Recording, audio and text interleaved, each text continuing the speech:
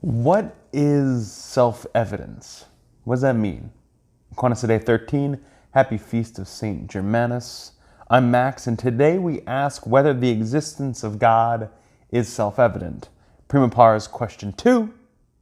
Article 1, let's begin. We proceed thus to the first article. Objection 1, it seems that the existence of God is self-evident. Now those things are said to be self-evident to us, the knowledge of which is supernaturally implanted in us, as we can see in regards to first principles. But as Damascene says, the knowledge of God is naturally implanted in all, therefore the existence of God is self-evident. Objection 2, further, those things are said to be self-evident, which are known as soon as the terms are known, which the philosopher, and as a note, the philosopher means Aristotle. The philosopher says to be true of first principles of demonstration. Thus, when the nature of a whole and of a part is known, it is at once recognized that every whole is greater than its part. But as soon as the signification of the word God is understood, it is at once seen that God exists. For by this word is signified that thing which nothing greater can be conceived. But that which exists actually and mentally is greater than that which exists only mentally. Therefore, since as soon as the word God is understood, it exists mentally, it also follows that it exists actually. Therefore, the proposition God exists is self-evident. Objection 3. Further, the existence of truth is self-evident. For whoever denies the existence of truth grants that truth does not exist. And if truth does not exist, then the proposition, truth does not exist, is true. And if there is anything true, there must be truth. But God is truth itself. I am the way, the truth, and the life. John 14:6. Therefore, God exists is self-evident.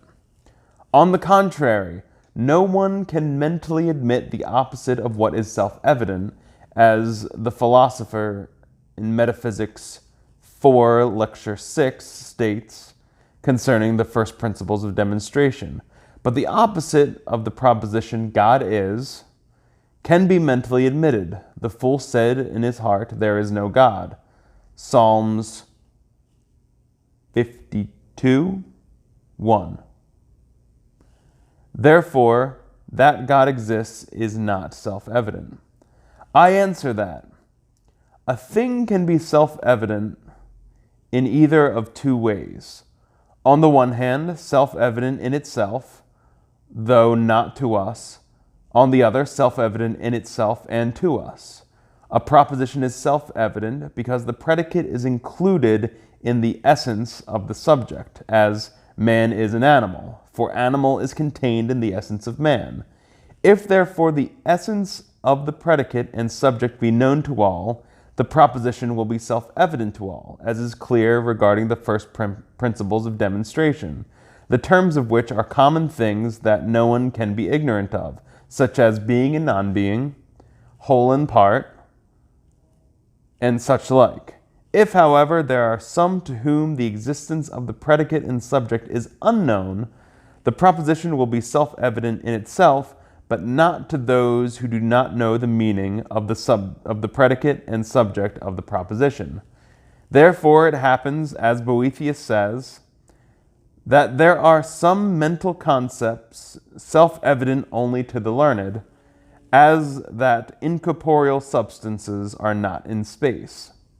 Therefore, I say that this proposition, God exists, of itself is self-evident, for the predicate is the same as the subject, because God is his own existence, as will be hereafter shown, question 3, article 4.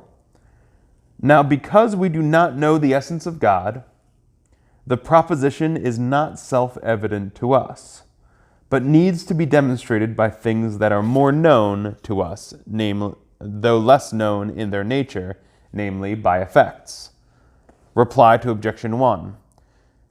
To know that God exists in a general and confused way is implanted in us by nature, inasmuch as God is man's beatitude.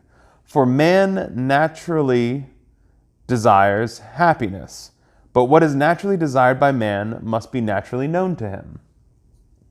This, however, is not to know absolutely that God exists, just as to know that someone is approaching is not the same as to know that Peter is approaching, even though it is Peter who is approaching. For many there are who imagine that man's perfect good, which is happiness, consists in riches, others in pleasure, and others in something else. Reply to objection 2. Perhaps not everyone who hears the word God understands it to signify something that which nothing greater can be thought, seeing that some have believed God to be a body. Yet granted that everyone understands that by this word God is signified something that which nothing greater can be thought, nevertheless it does not therefore follow that he understands that what the word signifies exists actually, but only that it exists mentally. Nor can it be argued that it actually exists unless it be admitted that there actually exists something than which nothing greater can be thought. And this precisely is not admitted by those who hold that God does not exist. Reply to objection 3. The existence of truth in general is self-evident, but the existence of a primal truth is not self-evident to us. Whew. So, I'm wondering, what does it mean exactly to be self-evident? That seems to be the crux of this article. Aquinas answers that a thing is self-evident when the predicate is included in the essence of the subject. So if I say a tree is in my yard, that's not self-evident because there's nothing in the essence of tree that means it should be in my yard. There is in fact a tree in my yard, but it doesn't need to be in my yard. There's nothing necessary about it being in my yard. It's just that it happens to be in my yard. But if I say a tree is a plant, kind of like saying a man is an animal, plant is part of the essence of tree. Thus, it's self-evident. But if you didn't know what a tree was, if you grew up in Antarctica or something and never read a book about nature, then Aquinas' distinction that comes in. The statement is still self-evident in itself because plant is included in the essence of tree. But it wouldn't be self-evident to you if you just didn't know what a tree was. So there are statements like this that are self-evident in various disciplines, but they aren't going to be self-evident to everybody. So I'm sure there are things self-evident to those who know a lot about chemistry. If you mention a certain element or chemical, they're going to know that it's self-evident that these things are going to act a certain way, or certain thermodynamic principles, like they're self-evident if you know the essence of whatever it is you're talking about. But they're self-evident to them, but not necessarily to me, because I haven't taken chemistry since my junior year of high school. I know some things, but certainly not what a master's or a doctor, it's somebody who's studied chemistry their whole life, is going to know. And at the same time, there are some self-evident theological principles that are self-evident to me because I know the essence of, say, what I'm talking about. I don't know, about a bishop's authority, over a diocese. That kind of, I would say that would be like in the essence of a bishop. I don't know.